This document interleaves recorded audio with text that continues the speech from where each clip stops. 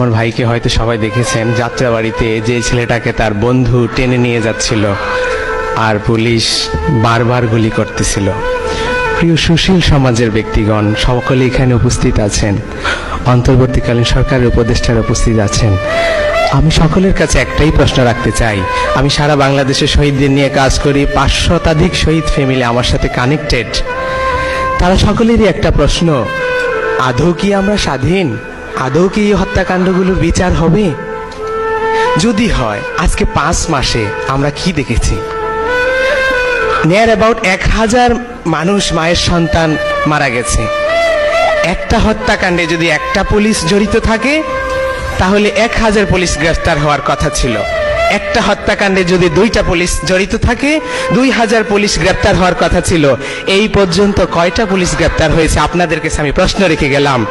তাহলে কি আমি বলবো না আদৌ কি বিচার হবে? ছাত্রলীগের পোলাপাইনগুলো কি করেছে? হলগুলোতে থাকতে দেয়নি আমাদেরকে। মেসে গিয়ে থেকেছি, হলের আমরা ছাদে গিয়ে লুকাইছি, করিডোরে গিয়ে লুকাইছি। ছাত্রলীগের কেন্দ্রীয় কমিটির কয়জনকে গ্রেফতার করেছে? আপনাদের কাছে আমাদের প্রশ্ন, তাহলে এই যে বলে যে বিচার হবে, আমরা সেটার প্রগ্রেস কোথায় দেখতে পাচ্ছি? আপনাদের কাছে আমি এই প্রশ্নটাই রেখে গেলাম যে বিচার কি আদৌ হবে? এই পর্যন্ত 23টা পুলিশ গ্রেফতার করেছে। কি ম্যাসাকার করেছে পুলিশ? কিভাবে মানবাধিকার লঙ্ঘন করেছে? পুলিশের সিআরপিসি আইন, 144 ধারা আইন, কোন আইনেই নাই এভাবে মায়ের সন্তানদেরকে গুলি করে পাখির মতো হত্যা করবে। তারা যেভাবে পারছে বুকে গুলি চালিয়েছে, মাথায় গুলি চালিয়েছে, যে যেভাবে পারছে সেইভাবে গুলি চালিয়েছে। ইভেন যে যাদেরকে আন্তর্জাতিক অপরাধ ট্রাইব্যুনাল থেকে ওয়ারেন্ট করা আসামি, পুলিশের আইজিপি স্যারকেও যদি বলি, কমিশনার স্যারকে বলি, কমিশনার স্যারকে কি বলবো? উনি 1.5 হাত লম্বা লম্বা ভাষণ দেয় মানবাধিকারের পক্ষে। ওনার আপন ভাতিজা যাত্রাবাড়ি জোনাল এডিশনাল এসপি ছিল, সে 2 শতাধিক মায়ের সন্তানকে খুন করেছে। আমি তাকে দিয়েছি লোকেশন, যে আপনার ভাতিজা উল্লেখ করেনি, বললাম যে সে ট্রাইব্যুনাল থেকে আসামি, তাকে প্লিজ গ্রেফতার করুন। কি করলো? তাহলে আমরা বিচার কোথায় দেখতেছি?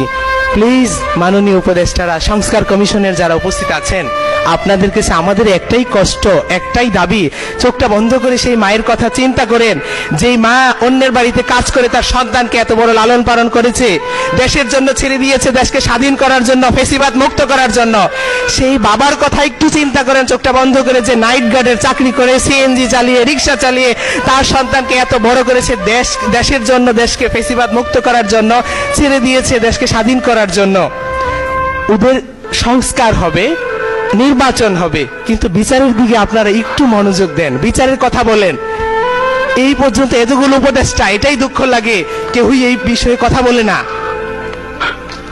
5 মাস হয়ে গেছে, শহীদের রক্তের দাগ এখনো শুকায়নি। আমরা কি বিচার দেখে যেতে পারবো? ট্রাইব্যুনালে যদি আমি তাজুল ইসলাম স্যারকে বলি, স্যার বলে আমাদের দায়িত্ব ওয়ারেন্ট ইস্যু করে দেওয়া, আমরা তো ওয়ারেন্ট ইস্যু করে দিচ্ছি। যদি আসামিকে গ্রেফতার না করে, তাহলে বিচারের নামে যে রঙ্গমঞ্চ হয়েছে সেখানে কাদেরকে ফাঁসি দিবে?